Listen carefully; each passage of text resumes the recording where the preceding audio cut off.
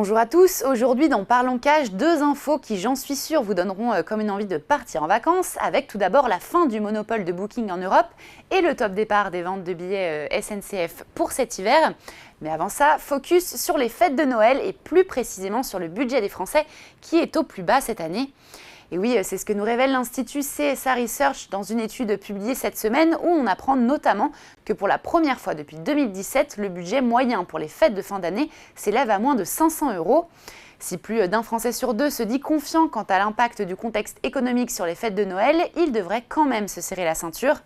Avec 52 € de moins qu'en 2023, le budget moyen sera donc de 497 € en moyenne, avec les cadeaux qui restent bien sûr le principal poste de dépenses.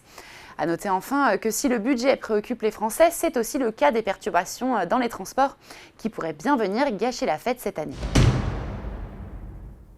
Tiens, et en parlant de train, ça tombe bien car cette semaine a notamment été marquée par le top départ des ventes hivernales de la SNCF. Alors oui, même si les vacances de février semblent encore loin, on ne le répétera jamais assez, pour faire des économies et maximiser vos chances d'avoir le choix des horaires, il faut s'y prendre à l'avance. Que ce soit pour la Saint-Valentin, pour rendre visite à de la famille ou pour dévaler les pistes de ski, depuis mercredi, la billetterie est donc ouverte pour la période du 9 janvier au 30 mars 2025. Comme d'habitude, les premiers arrivés seront les premiers servis et plus les trains se remplissent, plus la facture sera salée. Donc ne perdez pas de temps car en réservant durant la première semaine, vous pourrez réaliser jusqu'à 20% d'économie. Et ça va vite car à un mois du départ, il sera déjà trop tard. Et on termine ce JT Hebdo avec une info qui devrait vous intéresser si vous prévoyez de voyager prochainement en Europe. Qui dit séjour à l'étranger, dit réservation d'hôtel et bonne nouvelle, vous allez peut-être pouvoir bénéficier de tarifs plus intéressants dans certains établissements référencés sur Booking. Et oui, car figurez-vous que si le site a été désigné au mois de mai comme l'un des géants de la tech par l'Union européenne, cela l'oblige donc à se soumettre à des règles de concurrence plus strictes.